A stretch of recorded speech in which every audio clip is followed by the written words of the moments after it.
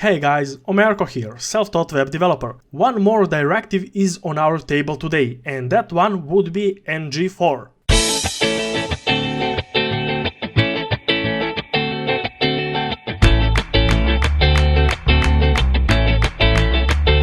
NgFor is another template directive used to loop through our arrays and get each entry in that array. At that point, we can render those or pass those data to next point in our code. To show you the simple example of NgFor, I will first remove the content from my last video here. Also, I will go to my TypeScript and remove the content there as well. Now, I will create an array of shopping list, so shopping list should be equal to an array, and here I can pass some values. For example, first one could be fruits, then I could pass vegetables.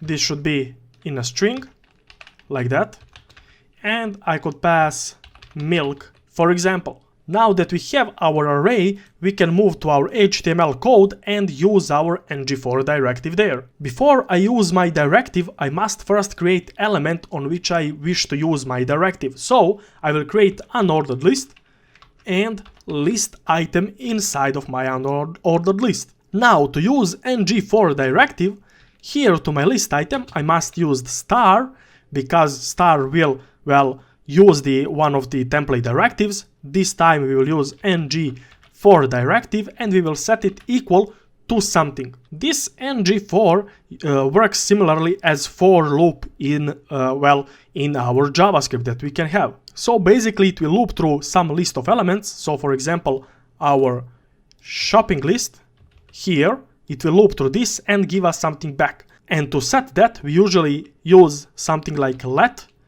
to declare a variable of specific entry in our array. Then we name that entry. Here I will name it item, you can name it as you wish. So let item of some array. So let item of shopping list. Now that we have that, to use each of the items here, we could pass some value.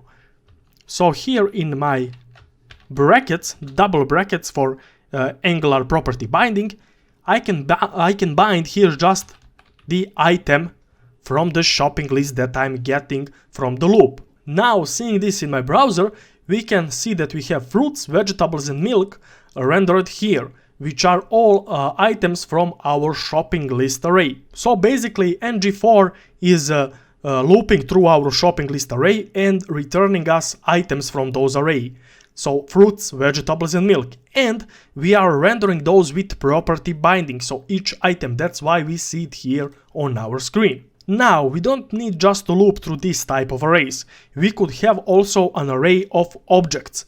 So here I will create another array called users this time, and I will set it equal to an array, and array will hold objects. So here I will pass my first object. It could hold, for example, fields for first name, which will be John, then last name, which will be Doe, and age, for example, which can be 25 as an example, so it doesn't need to be a string but also a number. So here I will use comma, and let me copy this down below. Now first name will be Jane, last name could still be Doe, and age, let's change it to 22, for example. Now, going to my HTML, let's say that I wish to have some table of users, visible on my screen. So just below my unordered list, I'm able to create the table itself.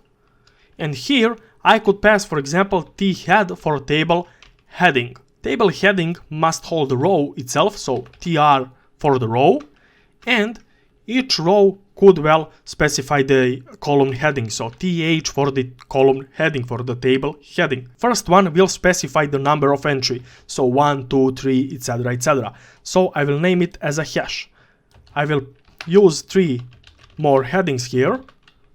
Next one will be for the first name of the user, so first name, then we will have last name, and then age of each user. Now we have headings of our columns. Just down below I will create t-body for table body, and here again I will create the table row. This time we should hold some TD values, which stands for table data. For example, my first entry could be 1.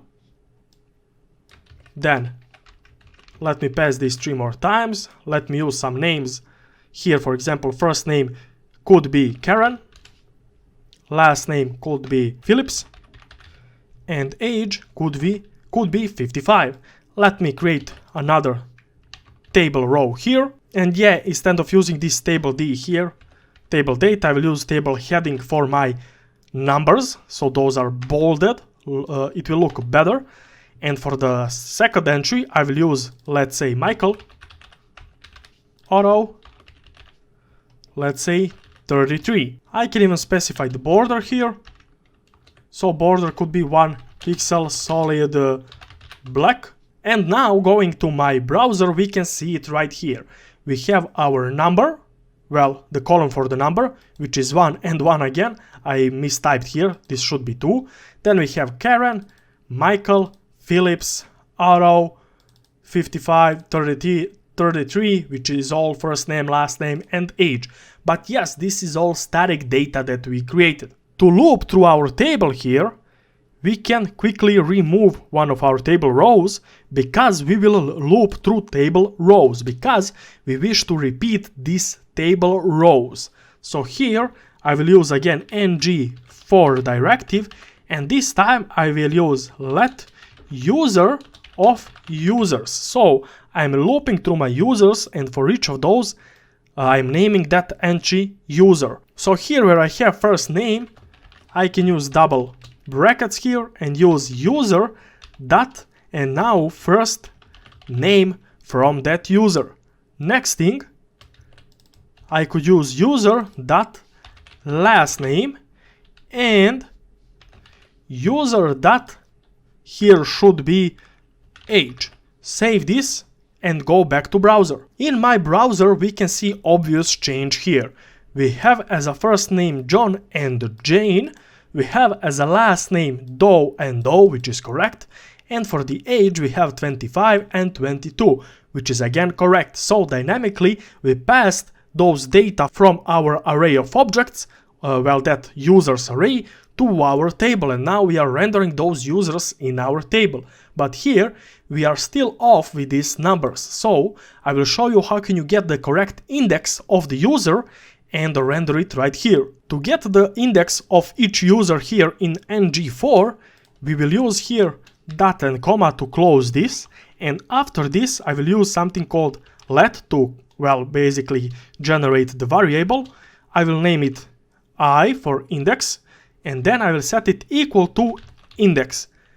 Each user's array holds the, well, entries, and each entry inside, like user here, has its own index, and it will count from 0, 1, 2, 3, etc, because arrays are counted from 0. So to use index here in my table heading, I'm able to use again double brackets and pass I for the index, because each entry will hold its index and that will be saved in this variable I.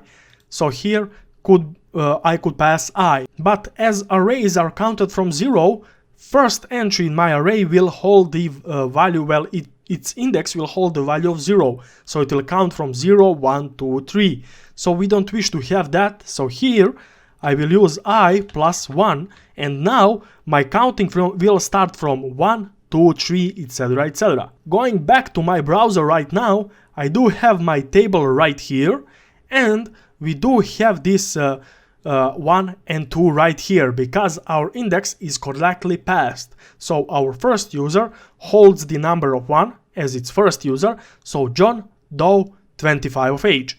Then the second user holds the index of 2, it's Jane Doe 22 of age. Well, you just saw how can you use NgFor. You also rendered looped data and even get correct indexes of specific entry. For my next video, I wanted to show you something called lifecycle hooks in Angular. Thank you all for watching. If you like what you saw, please click like and subscribe, as I am posting new content weekly. Thank you once again, and I will see you in my next video. Bye bye.